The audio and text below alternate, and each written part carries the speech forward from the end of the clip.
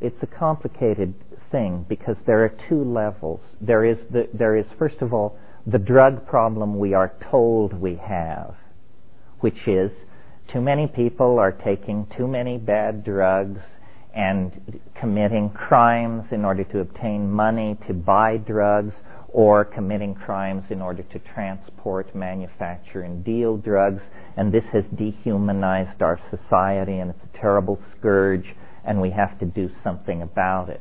That's level one of the drug problem. What you are not told is that governments are the chief offenders. Most drugs in the world are either produced by governments or produced with the connivance of governments.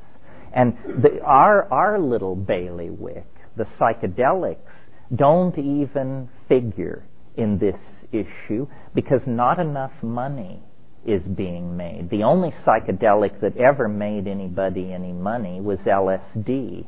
And on a scale where we're talking about methamphetamine, cocaine, and heroin, the fortunes made off of LSD were minuscule. The drug thing is a con. Governments need vast amounts of untraceable cash, they believe, because they turn it over to their secret police agencies, who then pursue secret agendas where they try to control events by illicit and non-sanctioned means. And by that I mean rigging elections, murdering labor leaders, hounding liberal editors into retirement, smearing people, so forth and so on. The hard drug markets of this world are entirely in the hands of governments. You know, somebody pulls a stunt in Kuwait, and we're there in a moment.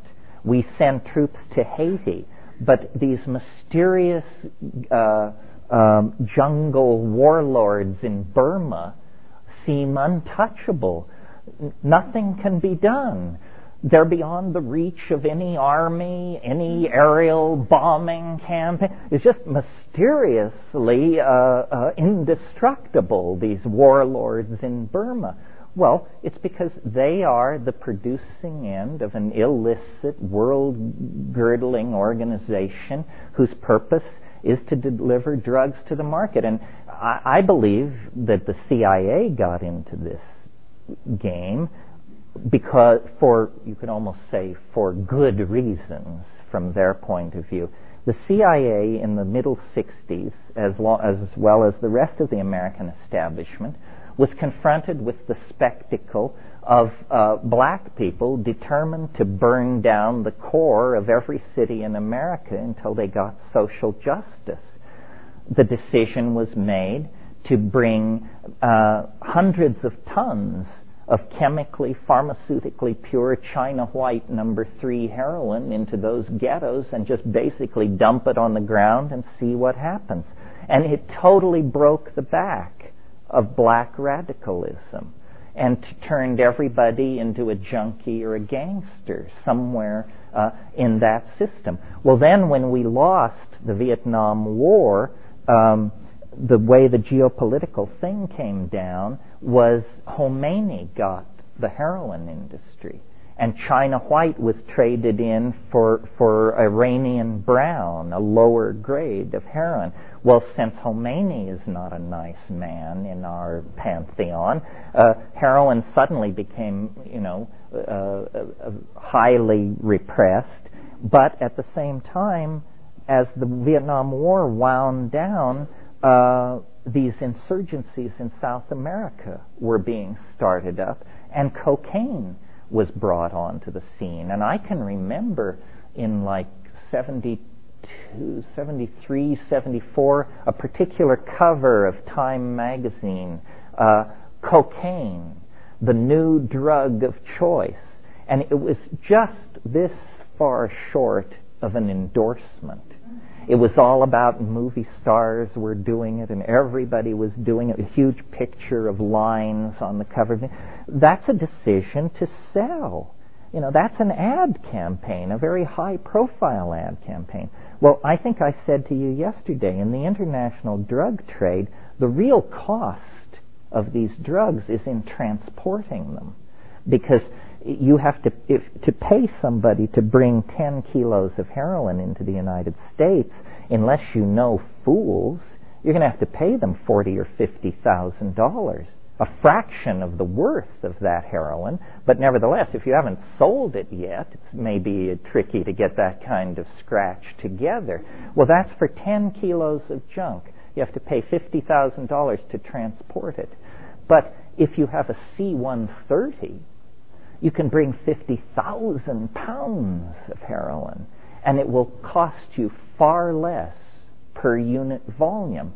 So the CIA had all these airplanes, and they simply diverted them to the drug trade. You probably have been following this recent scandal involving the U.S. Forest Service.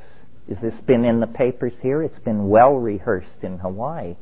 Well, as you know, the U.S. Forest Service uses C-130s to drop fire-retardant chemicals on forest fires.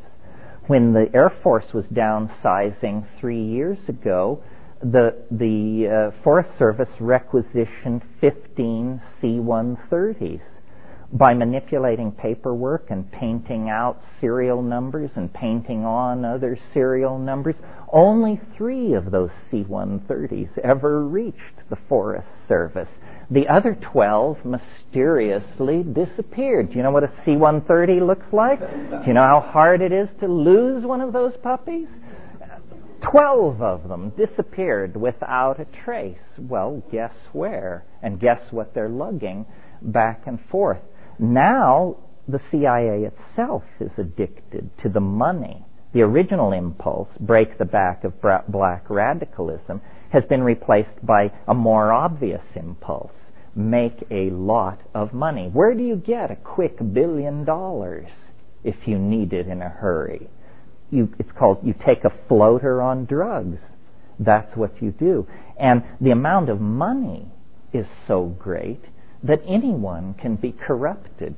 These boats that come up from Colombia that lie off the coast of Florida, the so-called motherships, a guy with a fast cigarette boat can make 3 trips to and from one of those motherships on a cloudy night.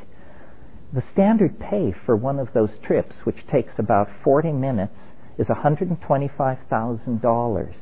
You can make $375,000 a night doing this, and you're not a player, you're not a kingpin, you're not a major figure, you're a totally disposable peon.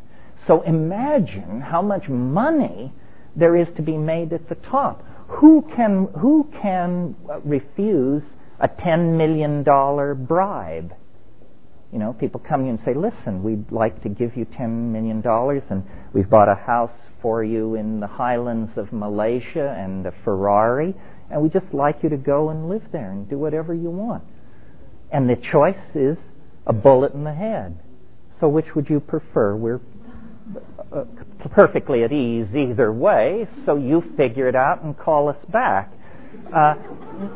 Nobody can resist that kind of thing. So we're in a situation where we are being radically manipulated by governments because they are addicted to a style of piratical rogue capitalism that is just simply the greatest windfall ever imagined. I mean, there has never been anything like the modern illicit drug trade in the history of the world. 10 years ago, the drug trade and the international arms trade were on a par with each other. Today, the international drug trade makes 10 times as much money as the international arms trade, and there's no end in sight.